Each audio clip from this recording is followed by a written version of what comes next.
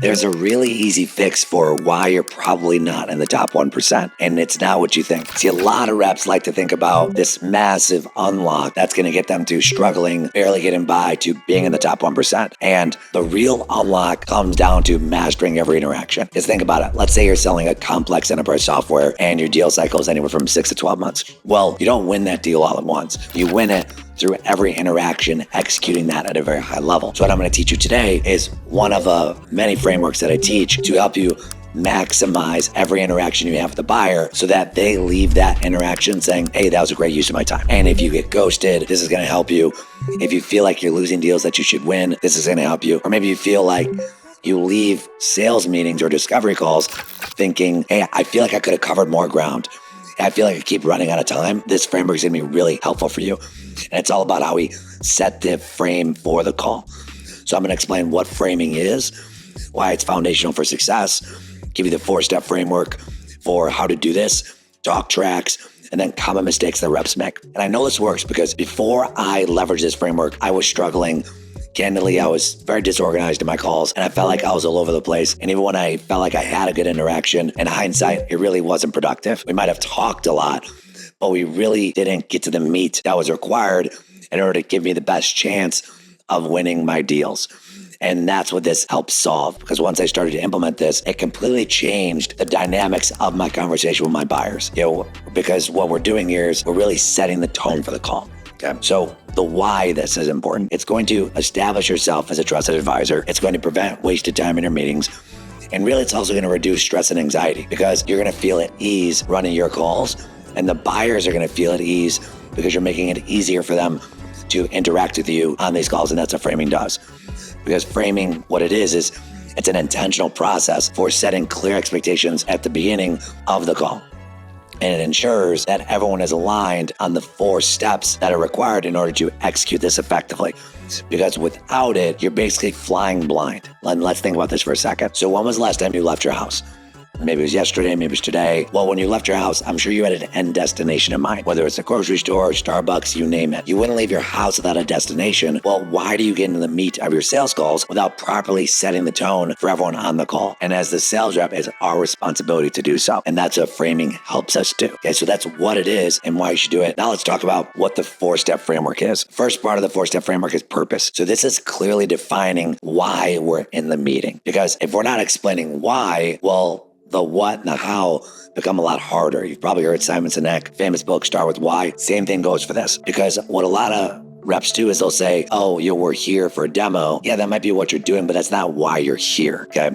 So for example, a script for you is, hey, the purpose of today's call is to explore whether or not we can address your specific challenges and ensure that that aligns with what your expectations are for the evaluation, right? That's the purpose of why we're here. So that's one. We always start with the purpose. Hey, real quick, I want to tell you about my mission, which is to help 100,000 people live life on their terms, leveraging their profession in tech sales. Now, if you're liking this content and you want more of it, do me a quick favor before you forget, hit subscribe to our YouTube channel, because that'll tell us that this is resonating and we're going to put more and more content together just like this to help more people just like you live life on their terms.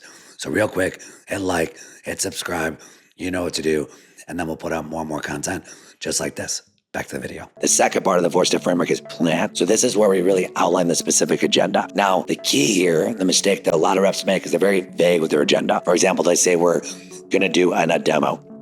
Well, that's a very broad, generic example. So I want you to be very specific on what we're going to do. Because when you give vague directions, you get vague responses. And vague responses equal vague results. And vague results don't get you to the top 1%. So the more specific you are with what we're going to accomplish during our time together, that is going to give you the best results possible. So I'll give you an example. So I know we only have 30 minutes together. So during the 30 minutes, I want to spend the first 5 to 7 minutes getting a really clear understanding of your current state and how you handle X workflow for your business between departments. And then that's going to give me a clear understanding of where we could potentially help. So I'll spend the next 7 to 10 minutes giving you a clear understanding of what we do, the types of problems that we solve for other clients like yourself, and give some insight on where I believe we can help at this point in time. So notice the difference of how specific I am. I'm giving time breakdowns. I'm really painting a picture of what we're going to be doing so that they could be prepared to speak to that. right? Because remember, we only have 30 minutes in this example. So we want to make the most of it. So the more direction you can give them on what we're going to accomplish, the more they're going to be able to help you accomplish that goal. Now, that's the second part. Third part is getting clear in the outcome. So we always begin with the end in mind. So we want to define what success looks like at the beginning of the call. And we clearly state, by the end of the call, we are going to be at X point. And this helps set the expectation for them of what that GPS end destination looks like. So I'll give you an example. So by the end of this call, we can decide together whether or not it makes sense to move forward with an evaluation. And then from there, the typical next step from here is getting a follow-up call to do deeper technical discovery. That's the outcome. That's what we're working towards. And think about it. If I'm a buyer, if I know what the end destination looks like, that's going to better help me answer the questions that you have for me in my business. Okay. And there's been many times that I've asked discovery questions to buyers and they'll say, hey, that's a really good question. That might be a little long-winded. And I know our goal by the end of this call is to get to here. And that is something that we could probably address in a follow-up call if it makes sense. So that makes the buyer more equipped to help you with time management, and that helps you be more equipped with handling the call effectively so that you can be as intentional and productive as possible. So that's why the outcome is so important. So that's number 3. Now, number 4 is there has to be an agreement, right?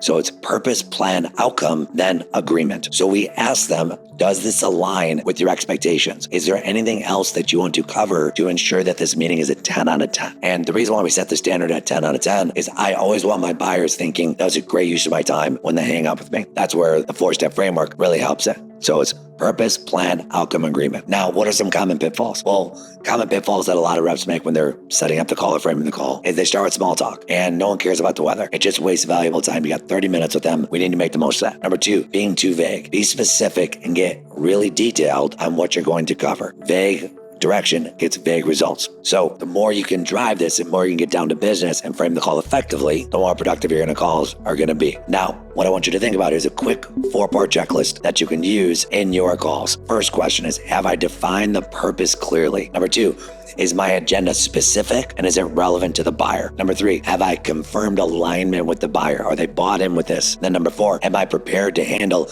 any immediate concerns or objections that may come up when I frame the call? Because sometimes that's going to happen. So that's the framework. Now that I've broken down the framework, let me put it all together for you so you can hear how I might position this for a discovery call. So the purpose of today's call is to really explore whether or not it makes sense to set up a true evaluation by understanding whether or not we can ultimately help you address the challenges that you're facing today. So over the next 30 minutes, what I'd love to do is spend the first couple of minutes getting a clear understanding of your current state, what's working, what's not, really what you're trying to achieve in the evaluation. And then based on that, you'll spend the next 7 to 10 minutes giving you a high level understanding of the problems that we solve and more importantly, like who we solve them for. And then together, what we'll decide at the end of the call, whether or not it makes sense to do a true proper evaluation. And typically the next step from here would be to set up a more technical discovery to really understand more about how your current state looks so that we can put together a custom demo for your team. Does that work for you? Is there anything else you'd like to add to ensure that this is a 10 out of 10? Now, that's the full talk track. Use it, go implement it. And if this was valuable, in the description, there should be a link to download a full guide. I hope that was helpful. I wish you the best of luck. Go get them.